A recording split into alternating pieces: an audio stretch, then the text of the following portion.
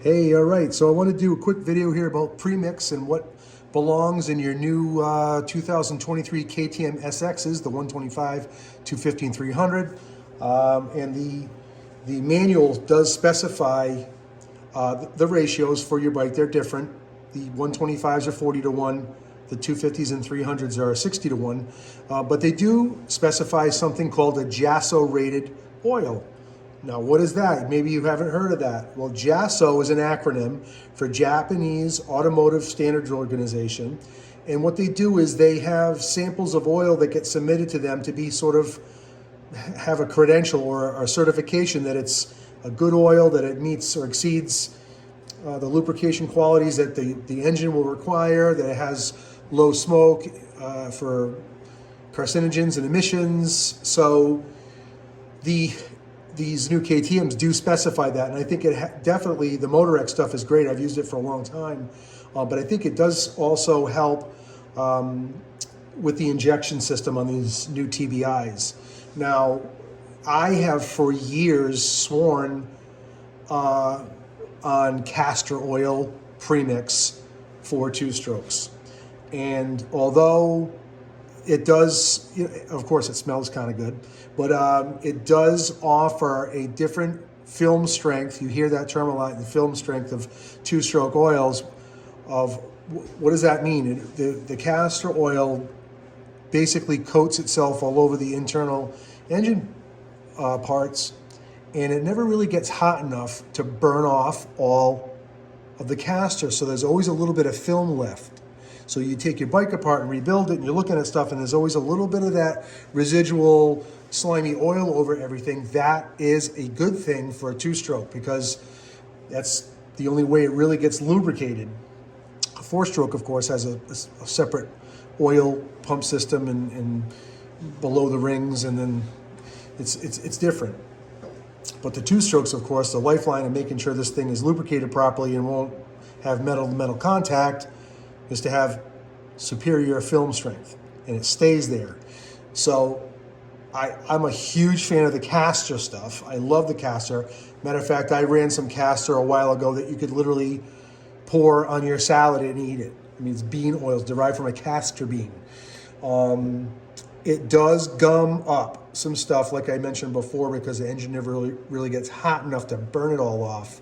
There is a little bit left over. However, if you're cleaning and rebuilding that thing and servicing it at normal intervals, it really shouldn't ever get really bad where it's completely, gummed up everything.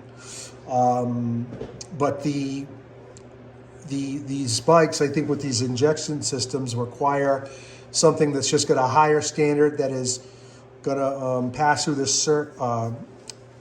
throttle body circuit and through the motor just easier, and it's just a little cleaner. And I would say that the Castor oil is a little dirtier, basically.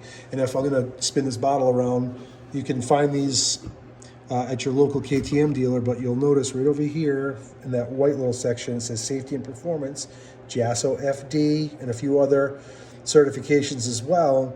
That means that this oil was submitted, tested, and approved, and given almost like a little seal of approval saying, hey, this stuff is really good, and it'll exceed anything else around it that doesn't have that certification. And there are plenty of oils out there that don't have it, that I've run for years and never had a problem with. Maxima Super M, Maxima Formula K2,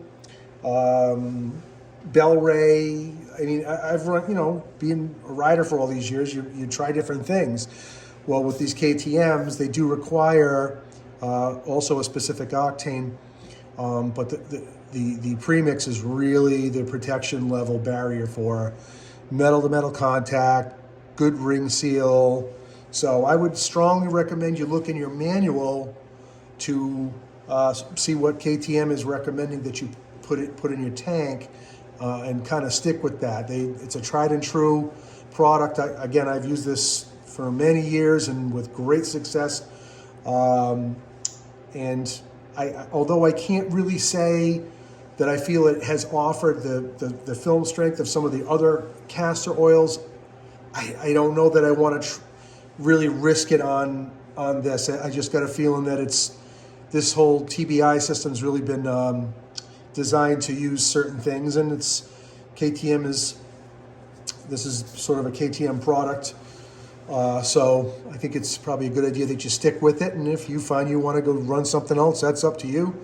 I won't tell you to run either one. I'm just telling you what the manual specifies and what a JASO rated oil is. And in particular, this one is the, like I said, the JASO FD. You can see it right there in white. If that gets a little, there you go.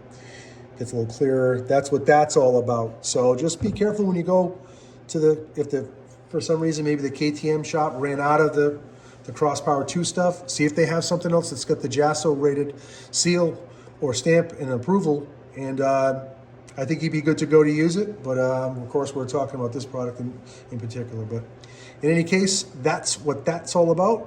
Hope you guys have a great new year. And appreciate y'all. God bless y'all. See you.